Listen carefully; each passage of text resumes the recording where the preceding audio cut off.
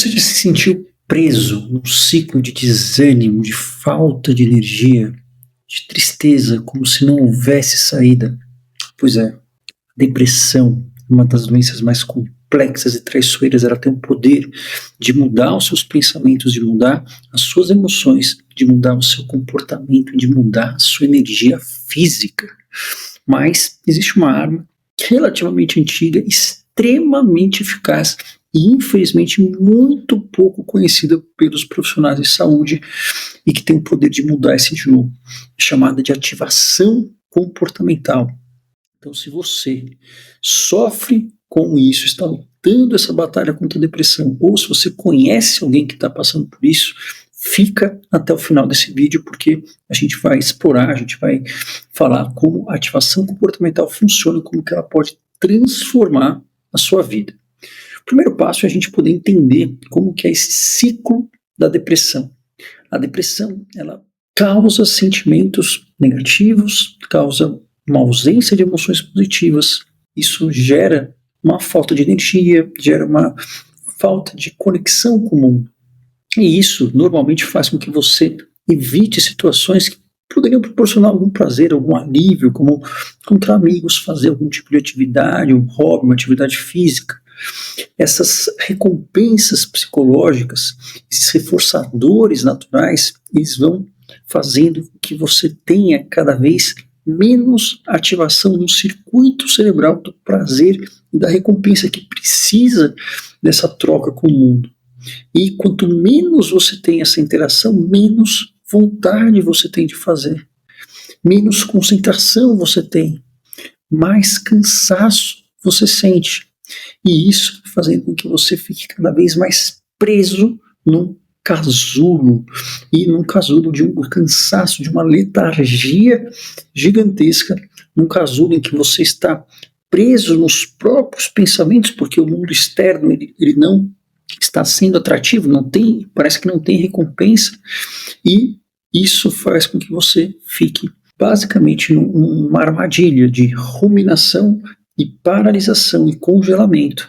Você perde os reforçadores naturais que o ser humano precisa para ter uma saúde mental adequada, como, por exemplo, conexão social, como, por exemplo, sentir que a pessoa é útil, tem, enfim, né, ela consegue exercer algo que o fruto do seu trabalho é útil para os outros. Isso é importantíssimo para o ser humano. A gente se afasta de atividades, por exemplo, na luz solar, a gente se afasta de atividades que movimentam o corpo precisa de movimento, a gente altera a alimentação, altera a ingesta de água até, enfim, coisas básicas, primordiais que nós precisamos começam a ser afastadas e o corpo ele vai sentindo que existe cada vez menos coisas positivas no mundo, o ambiente está hostil e ele vai se retraindo mais e mais.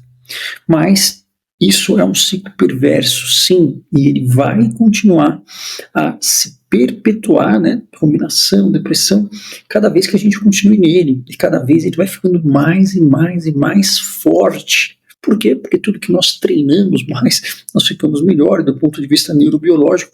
Toda vez que você vai repetindo determinados padrões, isso vai criando novas sinapses, vai alargando as sinapses existentes, e isso vai fazendo com que esse circuito elétrico fique com mais facilidade de ser ativado.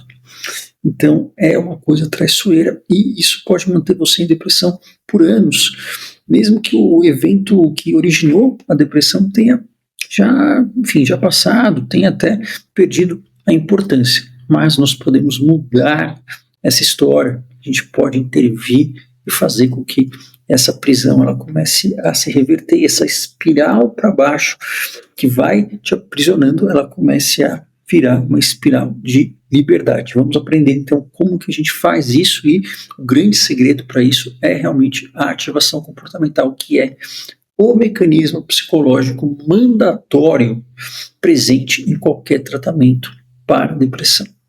Olá, para quem não me conhece, eu sou Marco Antônio Abud, eu sou médico, psiquiatra, mudei aqui de posição e eu vou aqui usar o meu flip chart que eu gosto de usar para ilustrar, né? Então, ativação comportamental, vou colocar aqui ativação comportamental 3.0 que eu inventei, tá? Não tem 3.0 na literatura médica nem psicológica, não, porque de fato isso foi evoluindo ao longo do tempo, mas é algo que se conhece já há algum tempo e os estudos foram sendo feitos, evoluindo e de fato só a ativação comportamental clássica, ela se mostrou, isso na década de 80, se não me engano, tão mais eficaz do que você fazer todas as outras estratégias da terapia cognitivo-comportamental juntas. Então isso foi uma coisa que foi meio assim, um marco, porque o Aaron Beck, que inventou a terapia cognitiva, né, que tem a ver com a mudança de crenças, de pensamentos, e isso era extremamente eficaz para depressão, só que tinha um grupo nos Estados Unidos que tratava a depressão com ativação comportamental e era extremamente eficaz. E eles foram comparar as duas, e o fato é que a ativação foi equivalente a você fazer todas as etapas da reestruturação cognitiva, mas todas as outras questões, e foi um pouco melhor. E aí a coisa realmente foi aí que deu uma bagunçada, porém, Aaron Beck, que é um dos maiores médicos psiquiatras aí do século passado, ele, ao contrário do que muitos outros poderiam fazer, ele falou, quer saber, vamos colocar esse troço junto.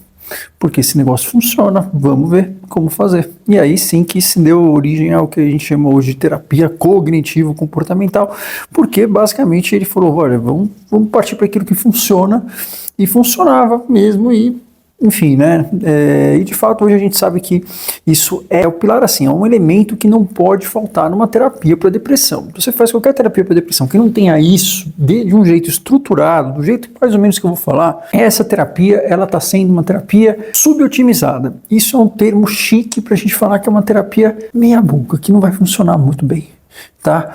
Então, assim, a gente não quer uma coisa que seja meia boca, isso não é o melhor jeito de praticar medicina, nem de fazer nada na saúde, né? Hoje em dia está na moda esse termo prática baseada em evidências, que surgiu de um conceito chamado medicina baseada em evidências, que é lá na década de 80 e 90, que é o jeito certo de fazer, né? Então, conforme a medicina tem um jeito de fazer, tem dois jeitos, tem o jeito certo e o jeito errado. O jeito certo é esse baseado em evidências, porque esse que deu certo, tanto é que passou para todas as outras áreas.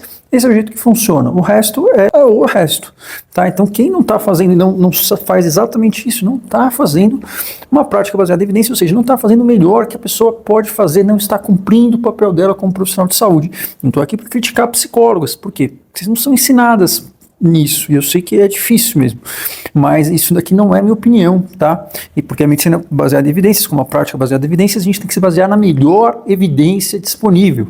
E nós sabemos que os diagnósticos do DSM, eles são diagnósticos que eles são fluidos, né? Vamos dizer assim. O DSM, que é o nosso manual, ele não representa exatamente como que a natureza se comporta. Foram diagnósticos inventados por nós, mas são úteis até certo ponto, mas nós sabemos, por exemplo, que sintomas depressivos, eles podem ter várias apresentações e eles ocorrem num espectro, por exemplo, às vezes até que tem sintomas ansiosos juntos, enfim. Mas o núcleo, né, o núcleo do quadro depressivo, isso é útil, e isso é muito útil para a gente poder avaliar e tratar, mas a gente sabe que ele pode, né, enfim, se permeando aí de várias formas diferentes. Só que caso haja um quadro compatível com depressão no sentido de cansaço, aquele cansaço que não passa, paralisação mental, tudo é cansativo, as coisas estão sem graça, sem colorido, sem vida, e vocês têm pensamentos ruminativos que ficam olhando para o passado, com arrependimentos, com culpa, com inutilidade,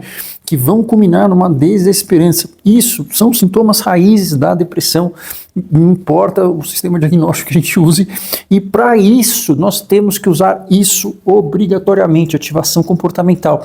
Ela é um dos ingredientes ativos da terapia ou dos processos ativos, enfim, é uma grande bagunça esse nosso meio de saúde mental, cada um tem um nome diferente e o pessoal, sei lá, não sei, o pessoal gosta de polêmicas, não sei. Mas resumindo, isso tem que ter quem falar qualquer outra coisa, pede para falar comigo, porque pede para marcar uma live aí, porque não tem como ninguém contestar isso. Só que isso tem que ser feito bem feito, né? Então não adianta só a gente entender, a gente tem que se fazer. Isso parte do pressuposto, então, que eu falei, que a depressão ela tem múltiplas causas. Eu não vou entrar nisso agora, mas tem múltiplas causas que geram processos inflamatórios, geram processos de alterações químicas, geram processos de alterações de estresse oxidativo no cérebro, enfim, mas tudo isso faz um rompimento da barreira hematoencefálica e o cérebro ele entra num estado meio que você tem essa queda de humor, né? Isso, enfim, de uma forma muito simplificada. Uma queda de humor, uma queda de energia, uma queda de empolgação, você se sente mais para baixo. Como se fosse um comportamento de doença, tá? O problema é que quando isso ocorre, também, como ele está nesse estado inflamatório, cheio de alterações imunológicas, alterações químicas, ele não está num estado muito bom para sair desse estado de comportamento de doença. E aí o que alguém que está doente faz? Alguém que está doente faz, a gente se afasta dos outros. Isso é uma coisa intuitiva, isso é uma coisa biológica. Para quê? Para não passar doença para a nossa tribo, para a preservação da nossa espécie, tá? Porque a gente precisa de tribos para sobreviver. Isso está no nosso DNA, né? E, claro, é a teoria mais aceita da psicologia evolucionista. Se você não acredita na evolução também, foi assim, Deus fez a gente para andar em grupo, resumindo. É isso. E aí a gente fica doente, a gente quer preservar o grupo. Então a gente meio que tem um comportamento de sickness behavior, que é o que? É se encolher. E tudo bem, isso faz sentido. Principalmente quando nós estamos doentes mesmo, nós precisamos poupar energia. O problema é que aqui a gente não está. Só que quando a gente faz esse comportamento de recolhimento, o que acontece? A gente começa a perder alguns estímulos que são importantíssimos para o ser humano conseguir sobreviver. E são importantíssimos para ativar o circuito, que é um circuito de recompensa e de prazer, mas não é uma recompensa e prazer rápido. Tem esse circuito. Seria um circuito de uma recompensa e o prazer pelo esforço. É diferente. E falar esforço, eu sei, meu Deus, mas eu não consigo me esforçar para nada. Mas a gente gosta de esforço quando a gente não está deprimido, tá? Por quê? Porque você já viu algum ser humano ficar quieto, que, enfim, qualquer pessoa que, enfim, não está doente, ficar quieto, sem fazer nada, isso nunca aconteceu na história da humanidade. Se a gente for ver essas histórias, esses imperadores, esses caras, eles não ficavam sossegados nunca, eles sempre queriam lá ia querer dominar mais não sei o que. Então, quando a gente está sentindo que esse esforço é algo demasiado, isso é um sinal de que algo não está legal com a gente. Então, assim, o ser humano não é um ser que gosta de ficar parado. Nós somos seres que somos exploradores e construtores. Nós temos isso.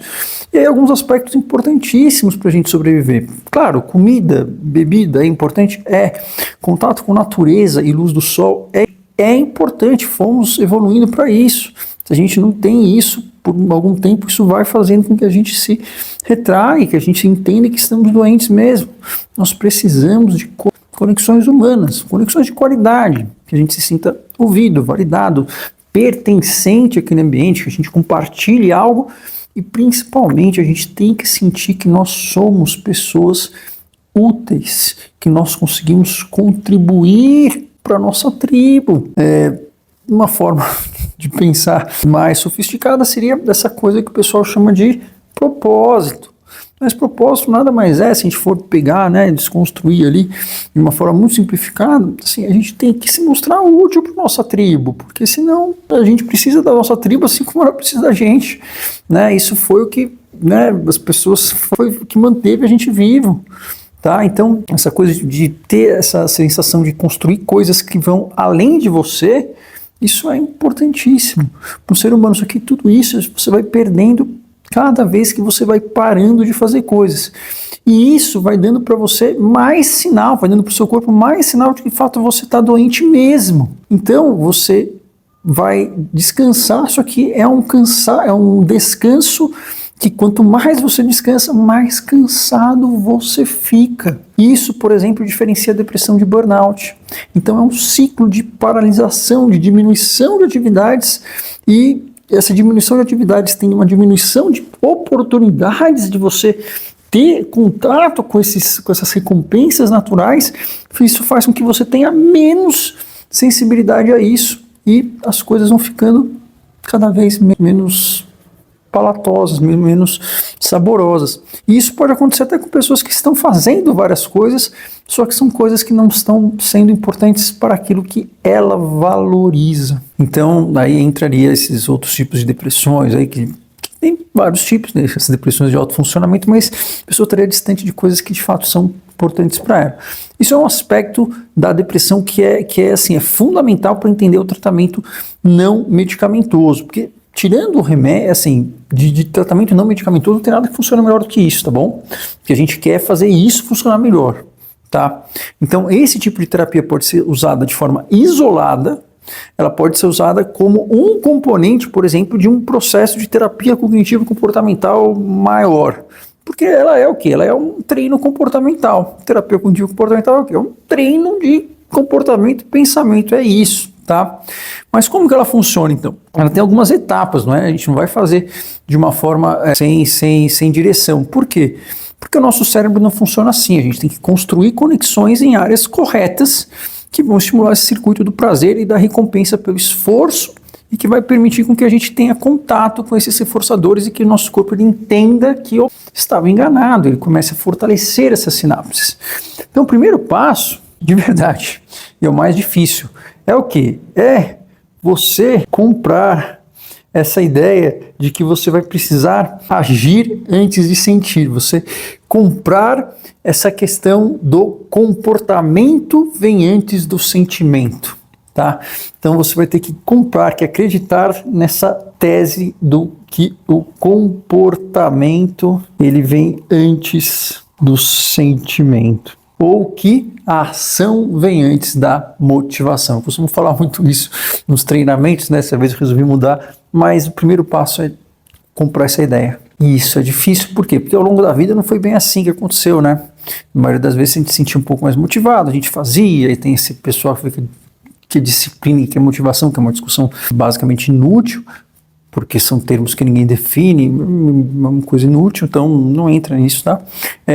Mas se você tem esse cansaço, um cansaço com diversas atividades, desde as mais simples até as mais complexas, e junto com esse sentimento de que nada tá bom, de que as coisas estão meio sem graça, e com alguns pensamentos meio, enfim, voltados para si mesmo, tentando perguntar o porquê, tudo isso, isso é muito provável que seja depressão, tá? É claro que é importante você ser avaliado, fazer um diagnóstico, importante fazer alguns exames para excluir outras coisas, mas assim, não tem vitamina B12 faltando que causa esse tipo de sensação, não tem hipotireoidismo que causa esse tipo de sensação, não tem alguma outra questão, senão um tumor na área que regula esse circuito, tá? O que de fato, basicamente, eu acredito que não foi descrito. Mas não quer dizer que a gente não vá pedir tudo isso. Por quê? Porque é muito provável que tenha alguma alteração e essas coisas são fáceis de tratar. E aí, assim, se você trata a vitamina B12, você tem que melhorar muito rápido caso esses sintomas sejam somente decorrentes de vitamina B12 ou somente decorrentes de falta de vitamina D. Não tem como você ficar tomando 1 quilo de vitamina D e melhora rapidamente. Então não tem a ver, isso é basicamente coisa também de médicos que estão, sei lá, estão em outro mundo, tá? Mas, enfim, o primeiro passo é você ter essa ideia de que você vai ter que fazer com a depressão junto. Você não vai esperar, não pode esperar melhorar da depressão para fazer. Por quê? Porque senão não vai melhorar nunca. Né? Então, isso é uma coisa que não é fácil.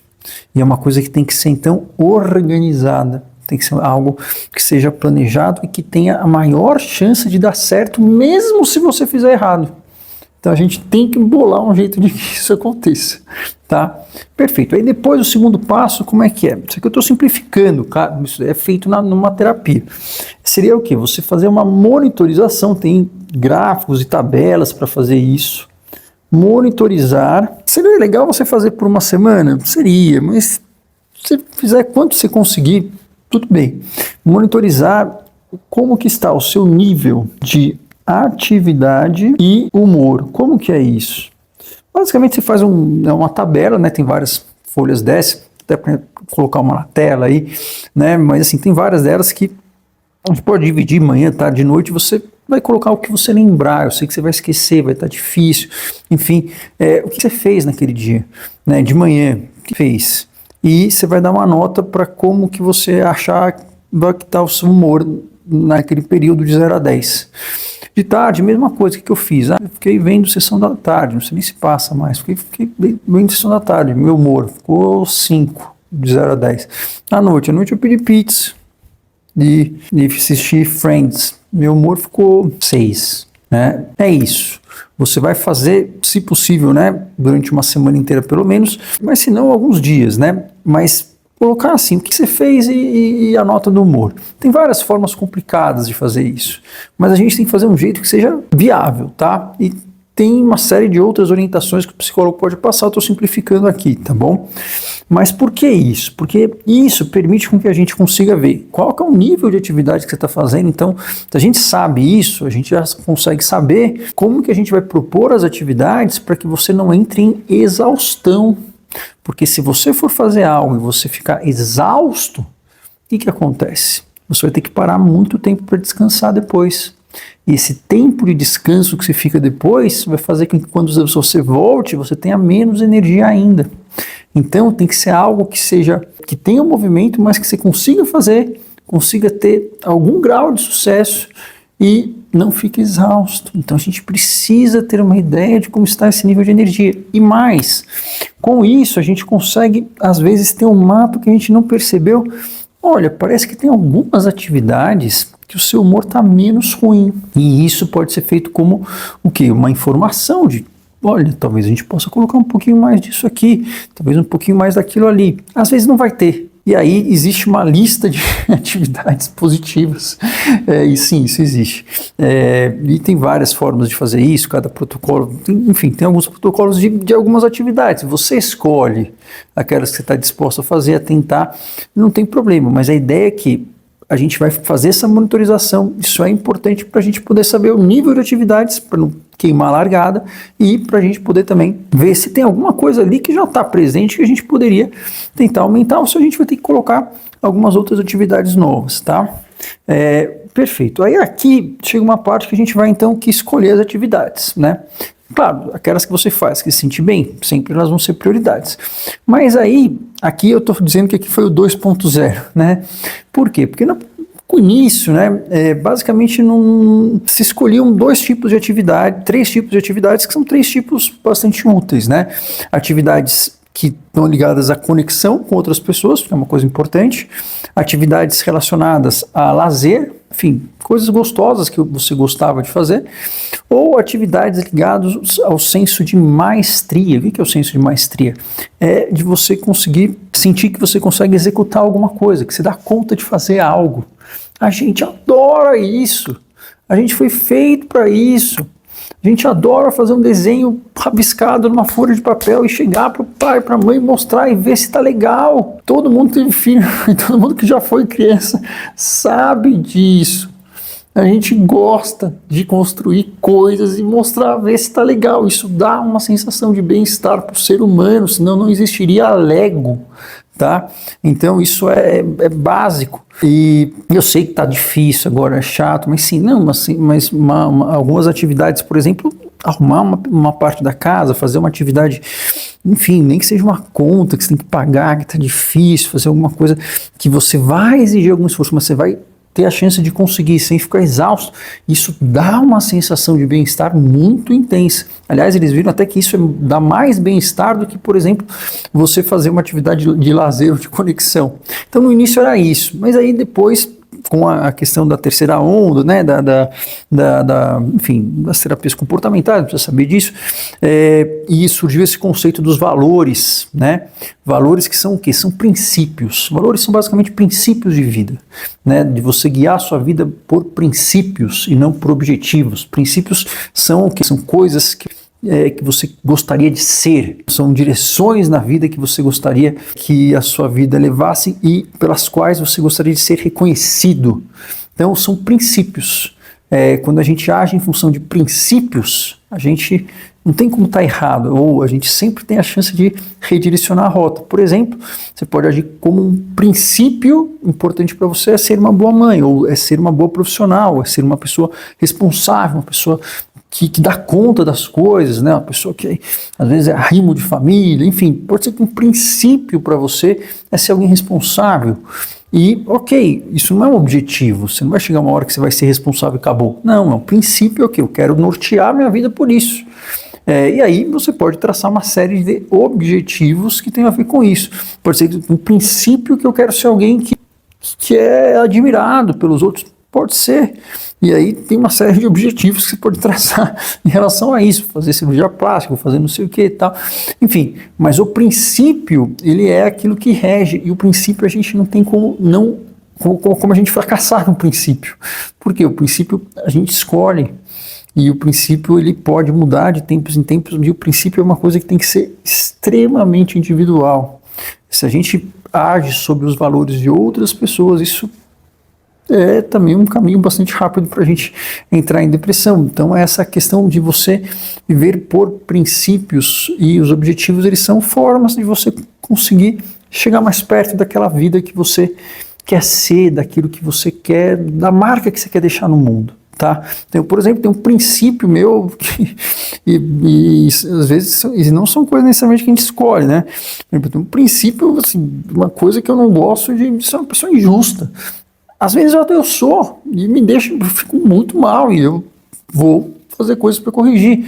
Eu não gosto de injustiça, uma pessoa que mente, não gosto de mentira também, né? E às vezes eu posso, não, mentir eu não minto, mas às vezes enfim, posso falar alguma coisa errada. Sim, claro, eu não entendo. E eu fico muito incomodado com aquilo, eu vou lá e eu tento resolver, mas são princípios meus, que não necessariamente às vezes eu até me critico, falo, não, mas isso é uma coisa que se eu não faço, isso é pior.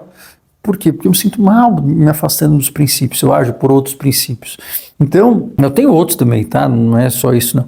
Mas assim, cada um tem os seus. Então, isso tem um trabalho para a gente descobrir isso, enfim, tem vários tipos de exercícios, mas a ideia aqui é que você defina, então, os seus valores, que são os seus princípios, e os seus objetivos. Não precisa ser nada muito complexo não, tá? Objetivos seriam o quê? Seriam coisas concretas que vão te aproximar dos valores.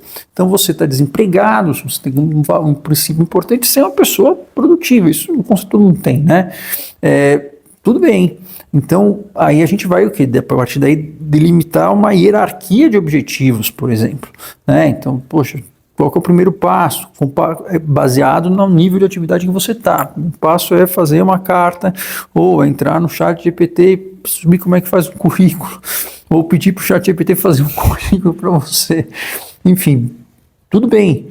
Isso tudo vai depender do nível que você está, e saber que a ideia é que você comece a se movimentar, mas não é aleatoriamente. Você vai se movimentar, sim. Pode ter atividades de maestria, atividades de conexão, atividades de lazer, mas você começa a se movimentar na direção dos seus valores que façam você estar sentindo que você está indo cada vez mais próximo de algo que é importante para você, tá? Então tem essa parte daqui, aí tem essa outra parte que é o quê? Uma vez que você fez isso, então assim, o primeiro passo que eu vou fazer é o quê? É entrar no computador, digitar chat GPT e currículo. E às vezes é isso que a gente vai ter, ponto. Tá bom, depende do nível de atividade. A gente quer ter uma tarefa que seja específica, a gente usa aquele método SMART e tal, mas que tenha uma alta chance de sucesso, mas também que não seja bobo, né? Então o primeiro passo é esse, de entrar no computador, digitar chat GPT e procurar currículo, tá? E aí você vai estabelecer isso aí, você vai o quê? Você vai agendar quando você faz isso. E aí é extremamente importante essa parte do agendamento. Então você vai agendar. Por que é importante? Por dois motivos. Primeiro, se você agenda algo, você está dando para você mesmo a ideia de que existe alguma coisa no futuro que você está esperando. Isso quer dizer o quê? Isso quer dizer que você está construindo a esperança, que é uma coisa que às vezes é perdida, porque muitas vezes a pessoa não consegue sentir prazer no futuro também, não só ela pode perder o prazer, o interesse no presente, mas ela não antecipar coisas boas no futuro. Então nós agendarmos, nós estamos mandando indiretamente para a nossa cabeça, olha, tem alguma coisa no futuro ali que eu preciso ver, que, enfim, potencialmente pode ser bom, Pode não ser, mas assim, tem alguma coisa no futuro ali, existe um futuro. Então, agendar é mostrar que existe um futuro, tá? E a outra coisa que é importante no agendar é que isso cria uma expectativa. Você vai criar uma expectativa. Não adianta querer não criar, porque isso é impossível. Não é bom. Mas criar expectativa é muito importante. Por quê? Porque você pode criar uma expectativa que você não vai conseguir. Normalmente vai ser uma expectativa pior possível. Só que quem já viu os vídeos sobre ansiedade deve ter visto isso, mas uma teoria cognitivas mais aceitas na atualidade, né, isso é recente, da forma como o ser humano aprende, é através de quebras de expectativa. Isso tanto para o bem quanto para o mal. Então, a gente tem uma expectativa que vai dar errado e de repente a coisa não ser tão ruim e a gente de repente se surpreender, isso gera um aprendizado, porque você precisa gravar isso na sua memória, que não está sendo possível de ser feita na depressão, porque o hipocampo está atrofiado. Então, tudo isso tem uma correlação no comportamento com a questão neurobiológica, é tudo junto, tá? Mas não precisa entender isso a gente explica agora, mas a gente nem sabia por que vai funcionar. Então, você vai agendar para ter essa questão do futuro e ter uma expectativa. E aí entra o 3.0. Por quê? Você vai agendar a data, a hora, o local, enfim, pá. E pode ser que chegue na hora e você não faça. Tudo bem, isso, todo esse esforço aqui valeu, porque você já está trabalhando questões que você não estava, você já entrou num movimento que você não estava antes, você saiu da inércia, né? Então você venceu aí a segunda lei de Newton. Mas aqui entra uma outra parte, que é uma parte aqui do 3.0, que é uma parte que vem dos últimos anos, mesmo últimos anos, que eu digo desde 2023, que é uma parte de você visualizar o movimento, visualizar você fazendo aquela tarefa e aquilo não sendo tão ruim. Você pode fazer isso logo que você agenda, você pode fazer isso um pouco antes, você não vai visualizar você sendo bem sucedido, não. Por quê? Porque isso é o caminho mais rápido para o fracasso. Quem fala para você visualizar dando tudo certo é a pessoa que está te dando um ticket bem rápido para você se dar mal. Porque, bom, basicamente isso foi bastante testado já, tem até saiu uma reportagem na Forbes, né, que é, enfim, uma revista que visa dinheiro, que chama, né, visualize o sucesso se você quer fracassar. Porque sim, isso, enfim, várias pesquisas replicadas que você visualizar, você conquistando, né, visualiza você ali, com uma taça na mão, tudo que você conquistou, poxa, que importante que é. Legal, mas se você faz isso só, o que acontece? O corpo entende que você já conseguiu. E aí, a motivação que ele vai mandar para você vai ser uma motivação menor, vai ser como se você já tivesse conseguido vencer o campeonato. O que acontece depois disso? Você tem uma pausa, pós-reforço, é um termo comportamental muito velho também.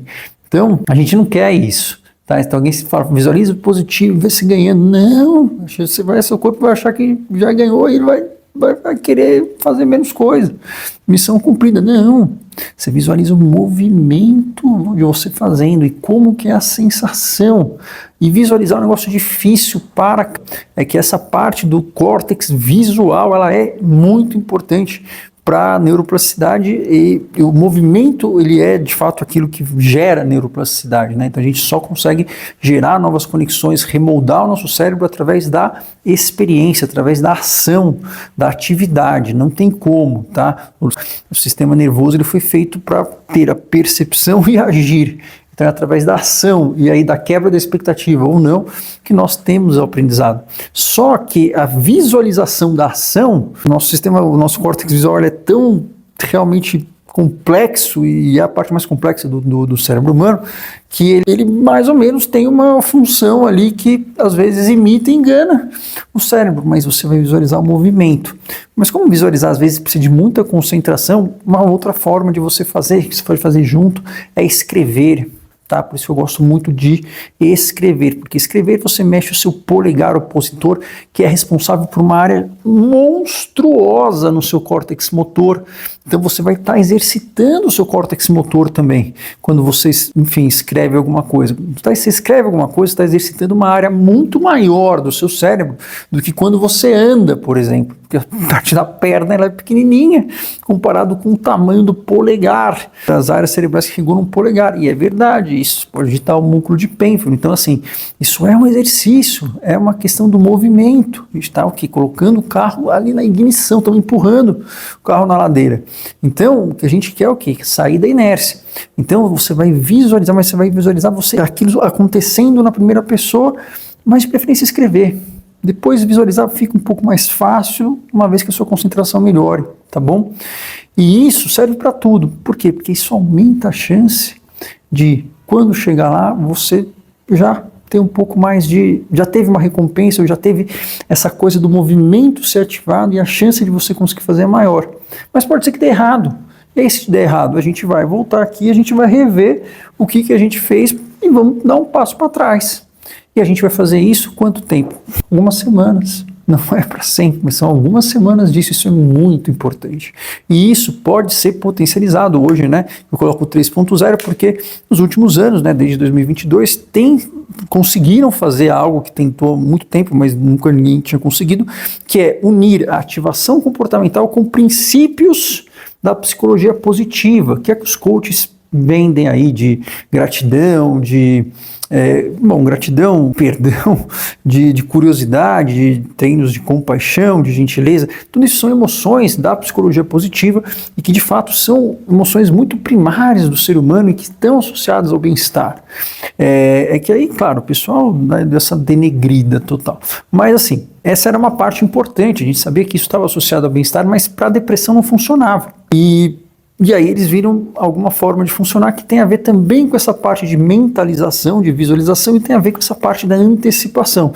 Aí, enfim, foram feitos vários estudos, o que mais proeminente dos que deram resultado foi o treino de afeto positivo de quem? De Michelle Kraske, que é minha ídola, porque ao mesmo tempo ela estava fazendo um protocolo novo para ansiedade, que, enfim, foi totalmente uma quebra de paradigma de exposição, assim como ela quebrou um paradigma de ativação comportamental, colocando isso, e teve um outro pesquisador que está agora junto com ela não é boba nem nada, chamou ele para fazer a pesquisa junto com ela, ele é da Universidade de Exeter, mas deve estar passeando ali em Los Angeles com ela, porque eles escreveram um artigo faz pouco tempo.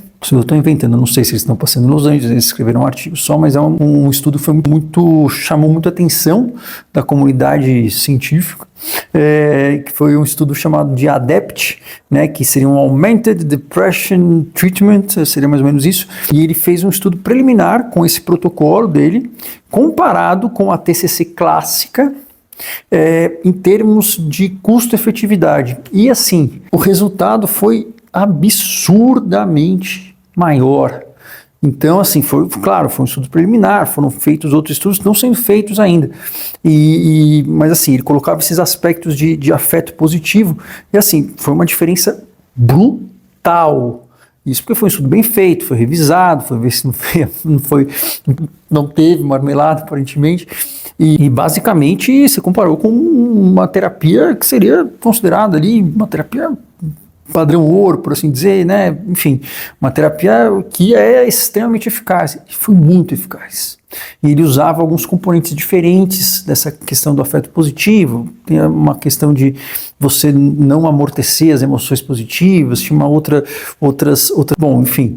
Mas o fato é que a ativação comportamental hoje, do jeito mais eficiente que existe, ela engloba junto com esses componentes você ter essas visualizações, tanto do movimento, quanto também você ter alguns tipos de treinos que vão visualizar ou vão fazer você entrar em contato, mesmo que no começo você não sinta, com emoções positivas. E aí tem várias formas da gente fazer isso objetivamente, são vários exercícios, tá? Então isso é é a melhor evidência possível, disponível que nós temos nesse momento. Então isso é basicamente o que a gente chama de prática baseada em evidências, tá? Foi testado, teve tanto teste, assim, não foi testado, não teve tanto teste, teve alguns testes muito bem feitos, e isso não tem como ter uma maleficência, não tem como, isso é algo que é extremamente empiricamente e teoricamente embasado, e é muito mais, tem muito mais evidência, por exemplo, do que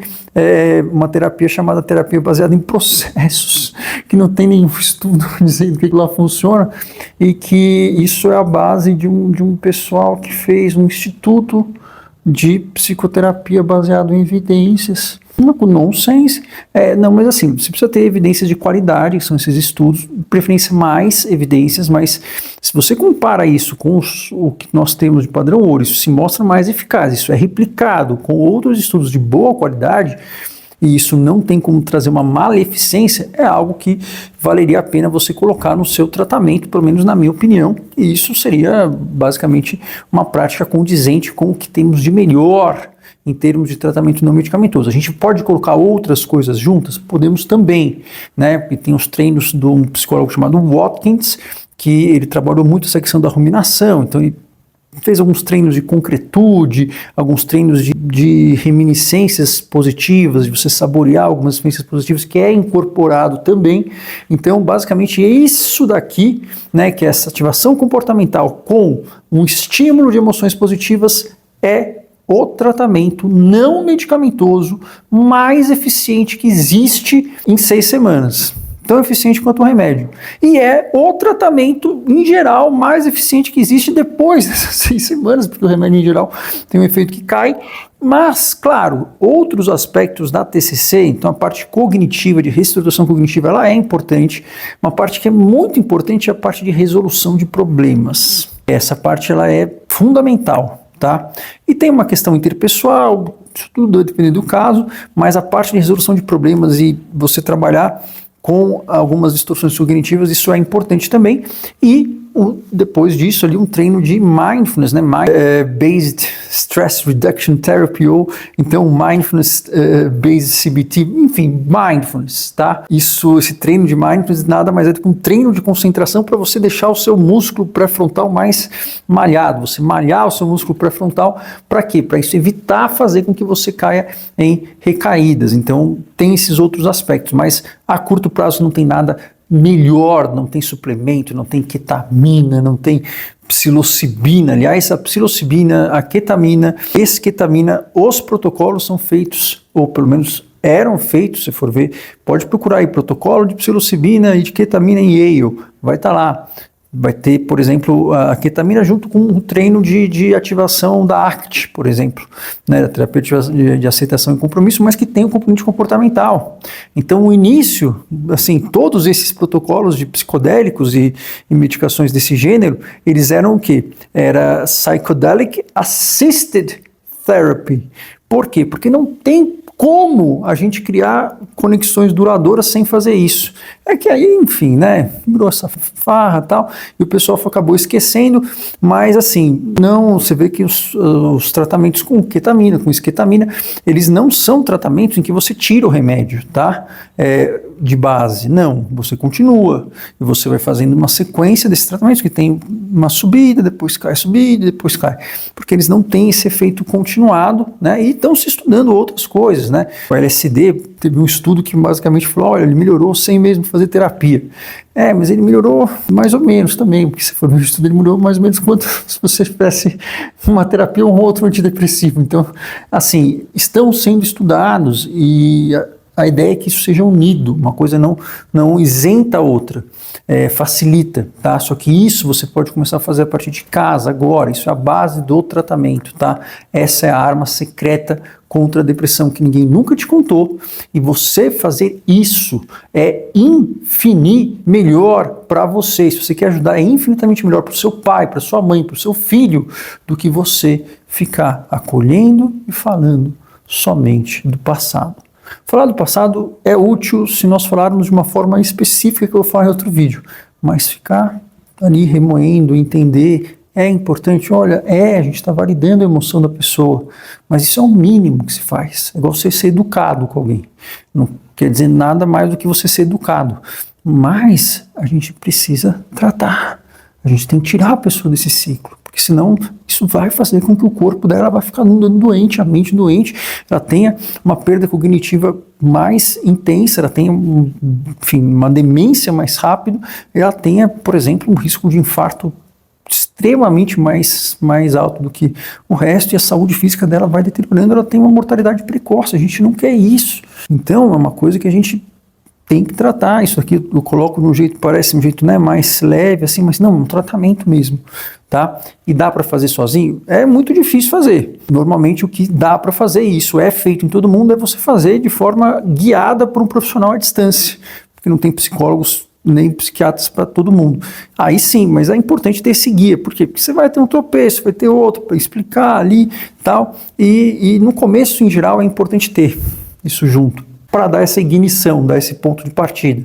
Tá, tirar ali, né, o carro a álcool, né, antigamente tinha que esquentar, né, o carro, provavelmente muitas pessoas não lembram disso, mas eu tinha um carro flex e às vezes aconteceu isso, enfim, mas você precisa dar essa ignição, e aí nesse começo a presença de ter alguém junto, mas pode ser, claro, por via digital, pode ser à distância, a gente vai ver o jeito que for possível, né. Por quê? Porque os psicólogos, eles não estão capacitados para fazer isso, a grande maioria, e não estão mesmo, e essas pós-graduações não vão ensinar isso também. Então, assim, tudo bem, não é culpa dos psicólogos, não, viu? Eu culpa provavelmente da faculdade, é culpa desses cursos com interesses muito sapecos e sapatos que me deixam muito bravo.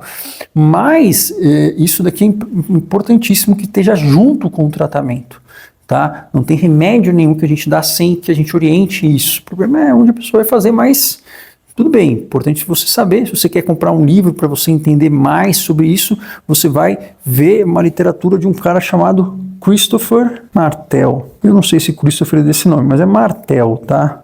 Martel com 2 L's, você procura, tem uns vídeos dele no YouTube demonstrando, ele é um maior especialista em ativação comportamental que a gente tem, e no afeto positivo tem outros livros também, mas vamos um de cada vez, tá bom? Mas eu recomendo fortemente que você faça isso sob a supervisão de um terapeuta, e existe a possibilidade de você fazer isso sob a supervisão de terapias digitais. Bom, isso basicamente foi isso que eu fiz aqui, porque de fato não tinha outro serviço, mas não necessariamente você precisa fazer comigo, você fazendo isso com o terapeuta, mas sabendo que tem que seguir esses passos, que tem que ser uma coisa estruturada, que tem que ter, né, uma organização, que é uma coisa prática. Isso é importante que você saiba, porque se não começar assim, terapia, ela tende a ser uma terapia que não está funcionando, que não vai funcionar, e que vai fazer você perder tempo e dinheiro. E os psicólogos, eu sei que vocês podem ficar bravos comigo, mas é verdade isso, vocês precisam saber fazer isso. A ideia é que vocês aprendam, vocês conseguem aprender, tá bom? Então a gente não está aqui para defender psicólogo, nem para defender psiquiatra, a gente está aqui para resolver problemas, não é?